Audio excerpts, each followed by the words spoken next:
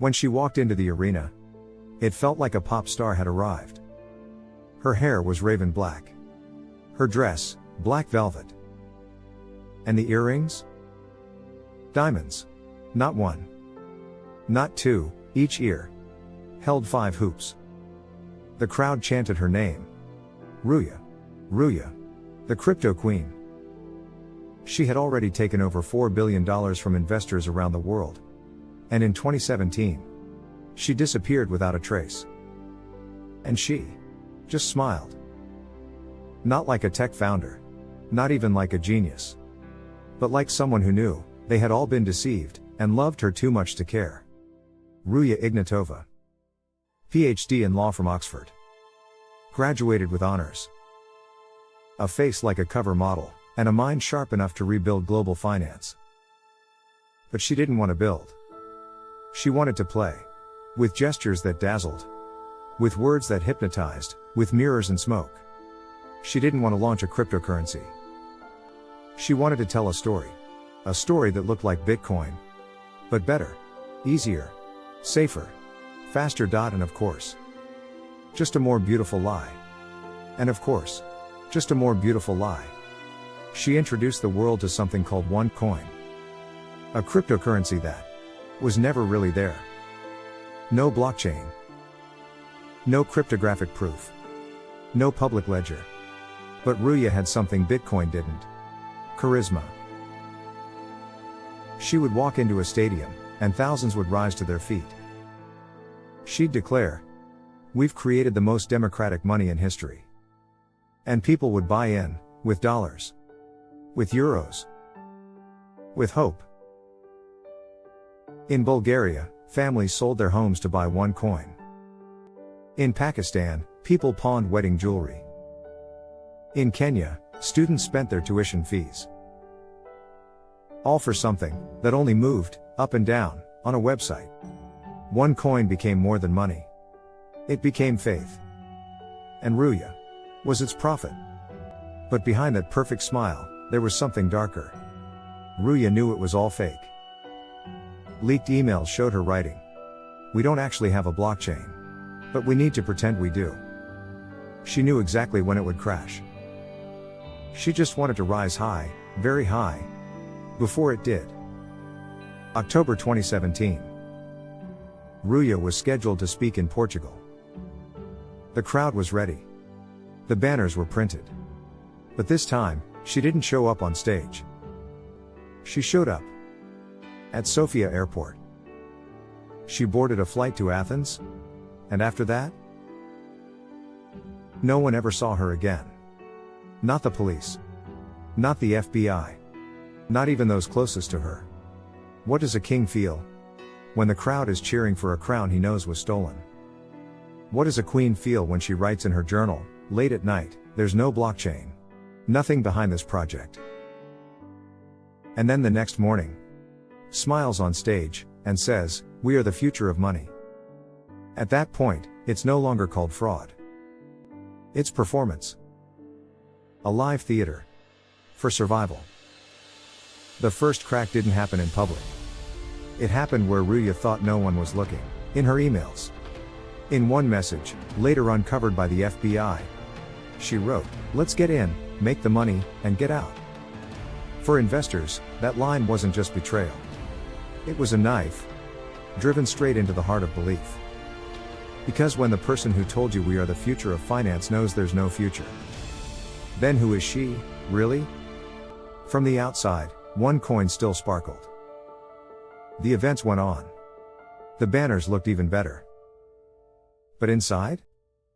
People started asking questions. Some developers realized the blockchain was just a visual simulation. No security. No real transaction log. Just an Excel sheet, with fancy fonts. In Germany, a former employee said openly, "We were just pretending. The whole thing was an act." In Pakistan, there was a man named Khalid. He had saved money for his daughter's wedding dowry. He put it all into Onecoin. Because Ruja had said, "This is the future." In Kenya, a woman named Mayu took out a loan worth 3 times her salary. Just to get in early, before the profits max out. In Bulgaria, a retired school teacher rewrote her will. She left everything to her Onecoin investment. These were just 3 names. But millions more, without knowing it, were busy building a castle made of sand and lies. It was 2016. It was 2016. Governments began issuing warnings. India, Germany, Italy. Even the Central Bank of Bulgaria said, Onecoin has no financial license. But that wasn't the problem. The real problem was that people weren't listening. At conferences, whenever Onecoin was mentioned, crowds wept. Not because they had been tricked, but because they believed the warnings were lies. A conspiracy against success. Ruja still appeared on stage. Fancier dresses. Bigger jewelry. But her laughter, something in it had changed. Like an actress who no longer believed her own script. She knew the web was unraveling. And before anyone noticed, she had already started planning her escape. Ruja wasn't a genius. She wasn't even a visionary. She was a mirror maker. But now the mirror had cracked. And the first shard had fallen. And a woman who walked off the stage, forever. On an ordinary day, a woman in a fur coat and a Prada handbag walked into Sofia airport. Her passport was Bulgarian. Her ticket? Definitely not economy. She boarded a flight to Athens. And after that, no one ever saw her again. Not her mother. Not her little daughter. Not the FBI. In the global flight database, she was listed in row 2, window seat. But it was as if, with that very flight, she stepped out of reality itself. The last confirmed sighting of Ruja Ignatova was on October 25, 2017. That night, in her mansion in Sofia, she reportedly spent hours on the phone. Not saying goodbye, but making arrangements. She carried a small suitcase.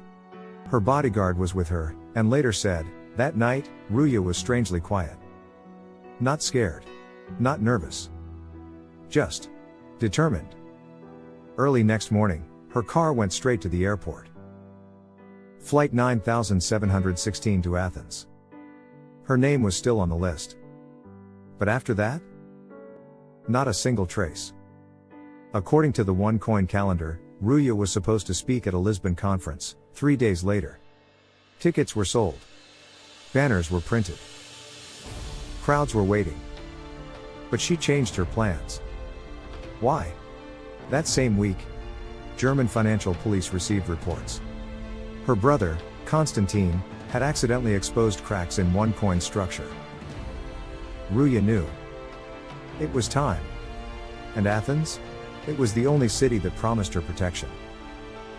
An hour after landing in Athens, a phone call was placed between a Greek number and Bulgaria. The call was untraceable. But the location was identified, a villa in the suburbs of the city. That villa belonged to a powerful Bulgarian businessman, later found connected to the Balkan Mafia. From that moment on, no photos, no transactions, no phone signals. She disappeared.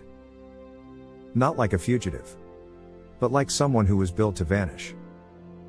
Ruja had a little girl, a white Pomeranian dog, and an elderly mother who was proud of her. And despite all that, she left. Her home in Sofia? Emptied. Her bank accounts in Liechtenstein? Frozen. An apartment in London. A yacht in Monaco. All seized. The only thing left was a single sentence from Konstantin. I don't know where she is. Even if I did, I couldn't say. Because she might get killed. Ruja didn't just flee. She erased herself from history. But behind that vanishing act lies something stranger. Who was protecting her? Why did no one, not even Interpol, find a digital trace? And the biggest question of all, is she still alive? The story didn't end. It just entered a phase more painful than all the shiny promises. Dr. Ruja vanished. But that cursed number, that Onecoin, it kept going up in people's accounts. As if the website didn't know its queen was gone. And the victims? Every time they logged in, they still saw your balance, 27,000 euros. But no button to withdraw. Just silence. Even after Ruja disappeared, the Onecoin website kept running.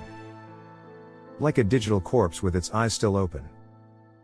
In Telegram groups and Facebook chats, users asked, "What happened? Why aren't we getting our money?" Just wait.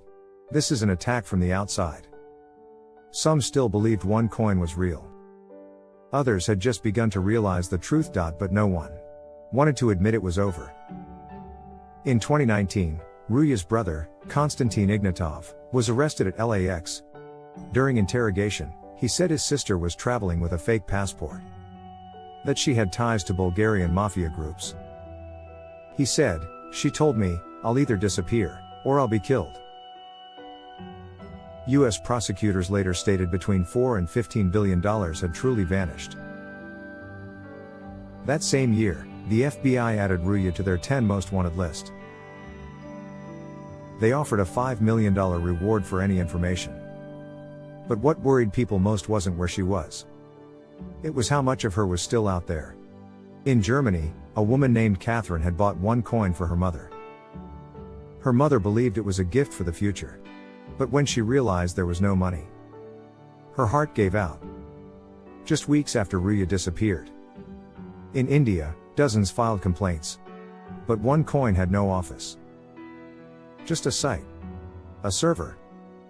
And a woman who was gone. Onecoin collapsed. But its model? It lived on. Every month, hundreds of new scams emerge. Echoing the same slogans, the future of cryptocurrency. Equal opportunity for everyone. Only 2 weeks left to invest. Ruja vanished forever. But the shrapnel? It's still here. In the eyes of a mother who wired money for her son. In the hands of a man who told his co-workers, "Trust me, they'll triple your money." We think con artists wear masks. But some wear diamonds. With doctor in front of their name. With a warm voice, a confident smile, and words that make the lie sound better than the truth. Dr. Ruja may never be seen again. But every time you hear a promise that sounds too good to be true, remember it probably is. Have you, or someone you know, been caught in a project like Onecoin? Share your story in the comments. And if this episode spoke to you, like, subscribe, hit the bell. Because the next story might be closer than you think.